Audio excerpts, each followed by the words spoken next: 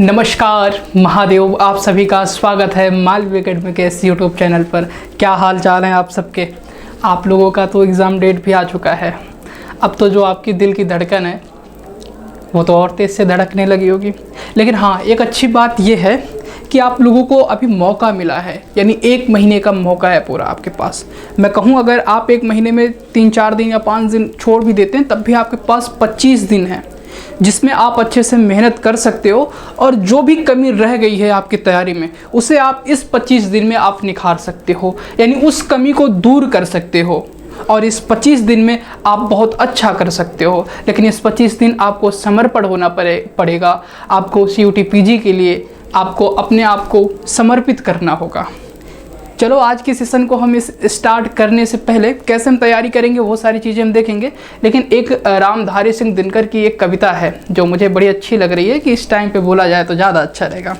वो इस तरीके से था कि लेकिन नौका तट छोड़ चली, पता नहीं किस ओर चली, यह बीच नदी की धारा है, सूझता ना कूल किनारा है, चाहे भले लील ले यह धार मुझे, लौटना नहीं स्वीकार मुझे, लौटना नहीं स्वीकार मुझे। तो आप उसी पड़ाव पर आ गए हैं। आपने फॉर्म तो भर ही दिया है, पर आपकी जिम्मेदारी है कि एग्ज़ाम को क्रैक करो और अपनी मनपसंद यूनिवर्सिटी, अपने मनपसंद विश्वविद्यालय पर अपना स्थान ग्रहण करो। तो अभी आपके पास, मैं मान के चलूँ अगर आप एक आध दिन छोड़ भी देते हो, लेकिन आपके पास 25 दिन सेफ बचे हुए हैं। 25 दिन में क्या करोगे आप, क्या करना है, क्या सी चीज़ें कर सकते हो। मैं एक चीज़ बताऊं, संस्कृत का सिलेबस इतना विराट नहीं है कि 25 दिन में तुम उसका रिवीजन नहीं कर पाओगे या जो टॉपिक बच रहे हैं उसको आप कवर नहीं कर पाओगे। बिल्कुल आप कर सकते हो। अगर आप नए हो, अगर आपने अभी तक उस तरीके की तैयारी नहीं की है, लेकिन हाँ संस्कृत आपने पढ़ा हुआ है ठीक ठाक, तब भी आप कर सकते हो। बस सिलेबस को देखना है और उसमें जो पॉइंट है वो जो अभी आज मैं बताऊंगा, आज आपको ऐसी चीज़ें पता चलेंगी, इससे पहले भी मैं बताया रहा, लेकिन आज मुझे बताने के लिए मुझे ज़्यादा उपयोगिता इसलिए लग रहा है क्योंकि आपके एग्ज़ाम नज़दीक हैं। और अब आपके लिए ये जो डाटा मैं आपके सामने रखने जा रहा हूँ ये आपके लिए मैं कहूँ नितांत आवश्यक है। इसके माध्यम से आपको कहाँ इस 25 दिन में कहाँ सबसे ज़्यादा फोकस रहना है, कौन सी चीज़ें सबसे ज़्यादा करनी है, वो आपको यहाँ पता चलेगा। चलो हम प्रारंभ करते हैं, बहुत हो गई बातें। हमारा एग्ज़ाम डेट मालूम है 30 मार्च 2025 को जंग है, यानी लड़ना है आप लोगों को और जीत कर दिखाना है कि आपने इस जंग को आप जीत चुके हैं। जो कि आपका एग्ज़ाम होने वाला है 30 मार्च 2025 को। MS संस्कृत का जितना आप लोगों ने मेहनत किया है, जितना परिश्रम किया है, वो आपको इस डेट को पता चल जाएगा कि आपने पढ़ा क्या है और पढ़ना क्या था। तो जो सिलेबस को देखकर और ज़्यादा फोकस, मतलब ये नहीं कि बहुत गहरे में चीज़ों को जानना है, आपके बहुत गहराई से प्रश्न नहीं बने हैं। कहीं भी आप देख लेना, आपके जो 2-3 वर्ष से आपके प्रश्न बन रहे हैं CUT PG में, बहुत गहराई से किसी भी टॉपिक से प्रश्न नहीं बने हैं। एकदम सतह पे रह के और सामान्य ज्ञान यानी सामान्य अध्ययन होना चाहिए हर एक विषय का, हर एक टॉपिक का। चलो आपको फोकस क्या रहना है, किन चीज़ों को आपको अच्छे से ध्यान में रखना है वो हम देख लेते हैं। कौन से ऐसे टॉपिक हैं जिस पे हमें ज़्यादा ध्यान देना है, वो टॉपिक आपके ये रहे, इस पर आपको विशेष ध्यान देना है। क्या आपका वेद का टॉपिक हो गया, ठीक है। वेद में आपको ध्यान रखना है कि वेद के सभी हर एक तरीके से कि इनके कौन से उपनिषद हैं, कितनी शाखाएं हैं, क्या कैसे सारी चीज़ें हैं। आपने हमारा वेद का क्लास किया हुआ होगा तो हाँ, आपके लिए वही पर्याप्त है, वहीं से आपसे प्रश्न पूछे जाएंगे। फिर यहाँ आप देखोगे कवियों का परिचय।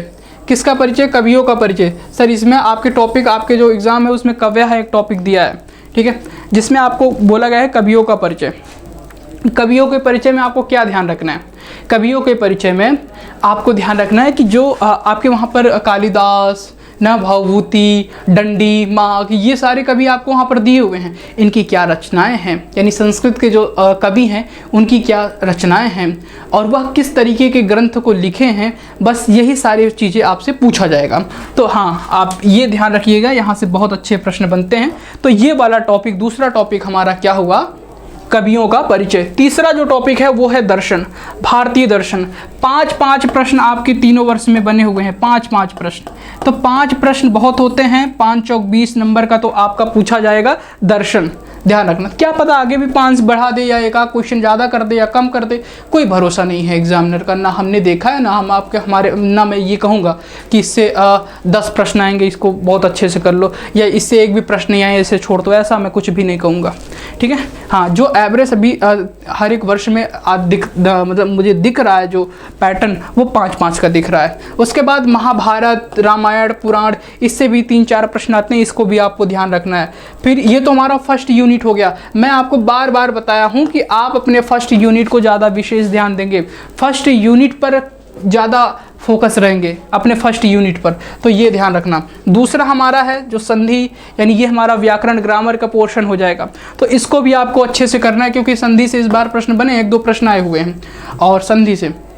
फिर समास आपको ध्यान रखना है, प्रत्यय को पढ़ना है, क्योंकि 2022 में आपके अच्छे खासे प्रश्न बने थे। जब पहले बार CUT PG ने एग्ज़ाम कराया था तो संस्कृत का, तो उस टाइम पे जो प्रत्यय हैं उससे काफ़ी अच्छे प्रश्न बने थे, यानी 4-5 प्रश्न आपसे प्रत्यय से ही पूछा गया था। तो प्रत्यय को बोलना मत, भले ही आपके 2022 में 2023 में 24 में एक आध प्रश्न पूछा हो या तो ना ही पूछा हो, लेकिन हाँ इसे ध्यान रखना है, क्योंकि 22 में ये धोखा दे चुका है, इसको हम अच्छे से करके जाएंगे। फिर अलंकार हो गया है, ठीक है। फिर अलंकार और छंद जो हमारा, ये दोनों इसमें नोट कर लीजिएगा। छंद से 1-2 प्रश्न पूछे जाएंगे।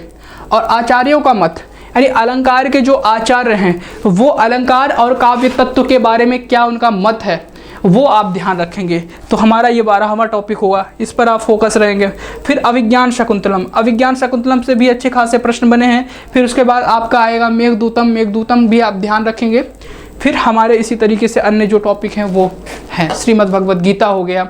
श्रीमद् भगवद गीता में पूछा जाता है कौन से अध्याय का है, तो इस तरीके से हमारे प्रश्न श्रीमद् भगवद गीता के बनते और सभी आपके प्रश्न बनते हैं। ऐसा नहीं कि मैंने इसी टॉपिक को बोल दिया है, इस टॉपिक पर आपको विशेष ध्यान देना है। मैंने क्या लिखा है यहाँ पर कि ये आपके महत्वपूर्ण टॉपिक है, इससे वंश में या मैं कहूँ तो इससे काफ़ी प्रश्न बनते हैं, तो इस टॉपिक पर आप विशेष बल देते हुए आपको चलना है। पढ़ना तो पूरा सिलेबस है जो आपके सिलेबस में लगा हुआ है, पर किस पर बल देना है, किसको विशेष रूप से ध्यान में रखना है, वो बातें मैं बता रहा हूँ कि ये ऐसे टॉपिक हैं जिस पर आपको विशेष ध्यान देना है और विशेष तरीके से इसको पढ़ना है। आपके पास अगर नोट्स नहीं, अभी शॉर्ट नोट्स बना लो, क्योंकि एग्ज़ाम्स के एक दिन पहले वो आपका नोट्स जो होगा वो आपके लिए उपयोगी होगा। और आगे देखते हैं। हाँ, अब क्या करना है आपके पास, जो क्लास किए हुए हैं आप देखोगे, जो हमारा महाकुंभ सीरीज़ था उसमें भी लगभग सारे टॉपिक हैं आपके, और ऐसा नहीं है कि मैंने कुछ पढ़ाया हो और उसके बाद उसका PYQ नहीं कराया हो। तो हमने जो भी टॉपिक पढ़ा हुआ है आप देखे होंगे उसका प्रीवियस ईयर देखा है, हमने वही चीज़ पढ़ा हुआ है जो हमारे एग्ज़ाम में पूछे जा रहे हैं। बहुत गहराई से अगर आप उतरने का प्रयास करोगे तो आपको बहुत समय लगेगा, वो चाहे जब आप तैयारी कर रहे हो ना, या तो आप इतने आपके पास समय हो या फिर आप इतना कोई आप मतलब पढ़ने वाले हों कि आप एक एक टॉपिक को, दर्शन को आप बहुत गहराई में पढ़ रहे हो, ठीक है, फिर प्रत्यय को बहुत गहराई में उतर के पढ़ रहे हो, संधि को बहुत गहराई में, तो उसके लिए आपके पास समय होना चाहिए और आप पढ़ने के लिए मतलब आप इच्छुक भी होने चाहिए। तो अभी आपको क्या करना है, अभी आपने जो कुछ पढ़ा हुआ है, जो कुछ नोट्स हैं, जितना ज़्यादा से ज़्यादा हो सके उसका आप रिवीजन करिए। रिवीजन का मतलब समझ रहे हो ना, पुनरावृत्ति करिए जितना हो सके, ठीक है। उसके बाद आप MCQ करिए, खूब सारे क्वेश्चन का MCQ करिए। आप देखोगे वेद का है, वेद का खूब सारा MCQ कर लीजिए, MCQ। और उसके बाद आप ये सारे MCQ करिए, नहीं तो आप रिवीजन करने के बाद PYQ करिए डायरेक्ट, कोई नहीं MCQ की रिक्वायरमेंट नहीं, PYQ करिए आप। PYQ जब आप करेंगे ना, खुद ही आपको लगेगा नहीं यानी वेद से किस तरीके से प्रश्न बन रहे हैं, उपनिषद से किस तरीके से प्रश्न बन रहे हैं। उपनिषद से तो आज तक इसी तरीके से तो प्रश्न बन रहा है कि ये फलाना कठोपनिषद किस वेद का है, या ज़्यादा से ज़्यादा पूछ लेगा यमनचिकेता संवाद किस वेद में। तो फेमस जो सबसे ज़्यादा प्रसिद्ध है, प्रमुख है, उस पर ध्यान रखना है। और एक चीज़ मैं कह रहा हूँ, जो अभी डिमोटिवेट हो रहे हैं वो ऐसा ना करें कि अभी आपके डिमोटिवेट होने की समय नहीं है।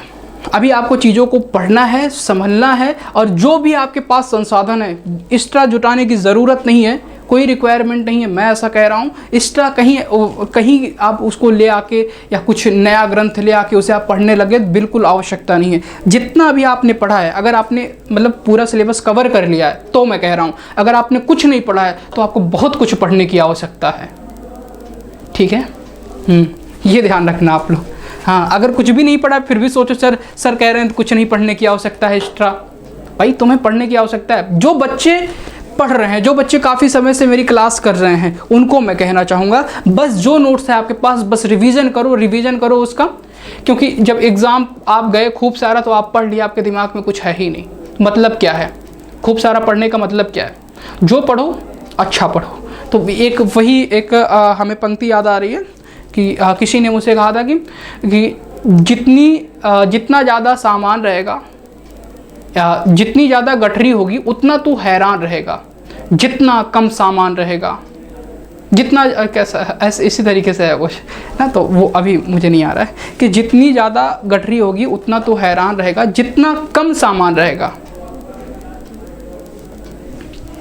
ओह सॉरी यार, नहीं बोल पा रहा हूँ ना, अब फिर से एक बार ट्राई करता हूँ कि जितना कम सामान रहेगा सफ़र उतना आसान रहेगा, जितनी ज़्यादा गठरी होगी उतना तो हैरान रहेगा।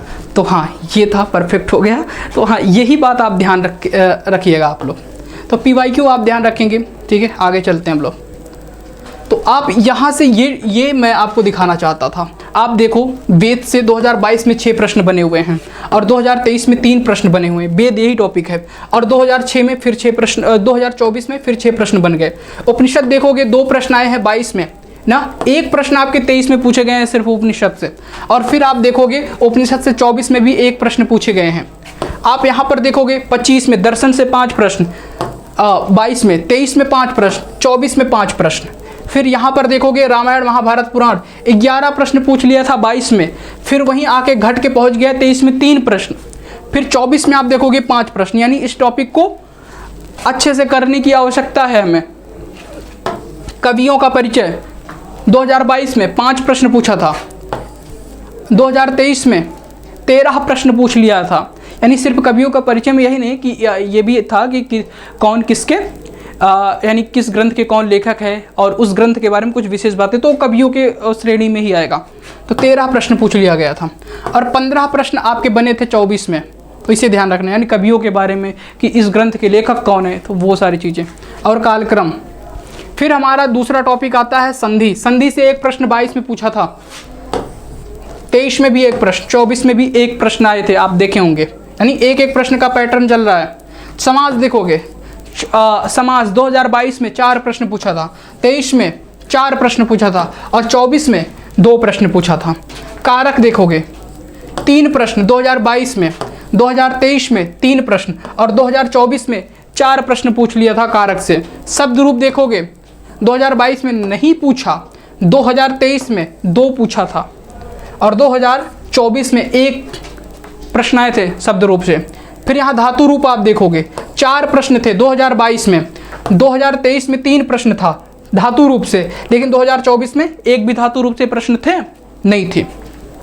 प्रत्यय आप देखोगे 9 प्रश्न पूछा था 2022 में, देख रहे हो कितना प्रश्न पूछ लिया था, लेकिन वही 2023 में 2 प्रश्न पूछा था और वही 2024 में 1 भी प्रश्न नहीं पूछा।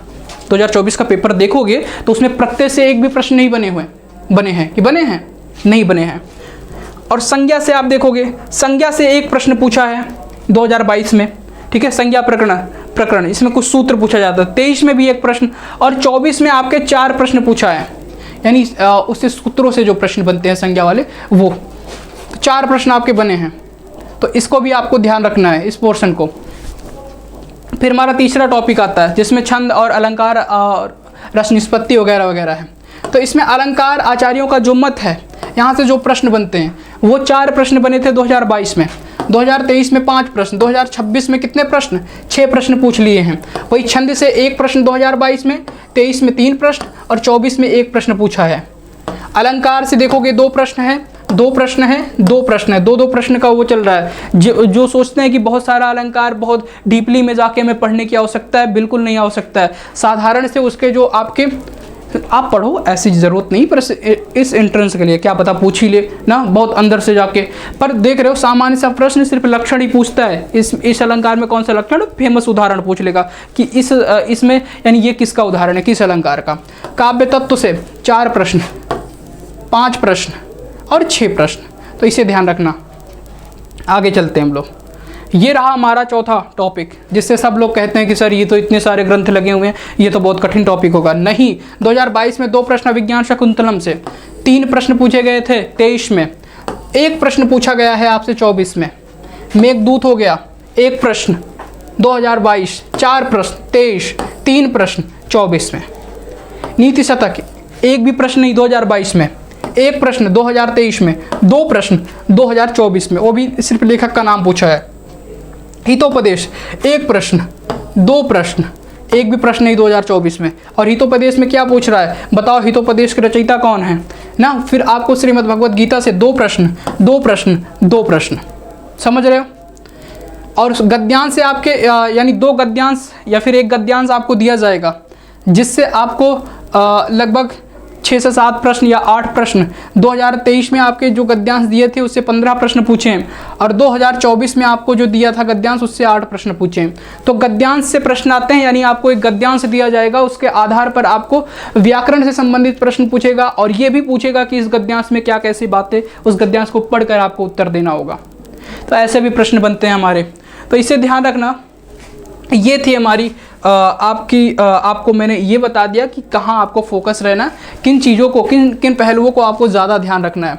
और अभी हम लोगों की क्रैश कोर्स लॉन्च होने जा रहा है यूट्यूब पर, तो उसमें घबराएं नहीं, हम पूरा बाकायदा एकदम नई तरीके से फिर से और एक नए तरीके से रिवीजन करेंगे और कुछ नई चीज़ों को इसमें ऐड करेंगे। यानी लगभग आपके सारी चीज़ें, कुछ नई चीज़ें ऐसी होंगी जो आपके एग्ज़ाम में पूछी जाएंगी। तो घबराना नहीं, जो अभी तक लग रहा है कुछ, जिसको कहीं थोड़ा बहुत कन्फ्यूजन आ रहा है कि सर ये टॉपिक में कुछ और हो जाता, तो हाँ सारी चीज़ें होंगी। अब ये जो क्रैश कोर्स है हम लोगों का, ठीक है, इसमें हम वो सारी चीज़ें करने वाले हैं जो आपके मन में संशय बन रहा है, सर इस टॉपिक में कुछ एक्स्ट्रा, कुछ और जानना था, मुझे कुछ और पढ़ना था, कोई नहीं, तो वो सारी चीज़ करेंगे। और आपके रिवीजन की दृष्टि से यह जो क्रैश कोर्स होगा वो बहुत महत्वपूर्ण होगा। तो आप इस क्रैश कोर्स से जुड़ना ना भूलें। यह बिल्कुल फ्री है, सभी के लिए फ्री है, या यूट्यूब पर रहेगा, तो आपको घबराने की ज़रूरत नहीं। हम आपके साथ में हैं कब तक, जब तक आपका एग्ज़ाम नहीं हो जाता और जब तक आप मुझे रिजल्ट नहीं दिखा देते, तब तक मैं आपके साथ रहूँगा, ये ध्यान रखना, ठीक है। और ये जो हम लोगों की क्लास होगी, विश्वास मानिए इसमें दुगनी तिगनी यानी मेहनत कर रहा हूँ, और इसमें बहुत सारी चीज़ें आपको नया देखने को मिलेगा, बहुत सारी चीज़ें आप अच्छा करोगे। और रिवीजन की दृष्टि से तो यह आपके लिए तो यह तो बहुत ज़्यादा इम्पोर्टेंट रहेगा। तो आज के लिए बस इतना ही कहूँगा, और कोई कमेंट हो तो आप ज़रूर कमेंट बॉक्स में नीचे कर सकते हैं। आज के लिए बस इतना ही, धन्यवाद सभी को, महादेव।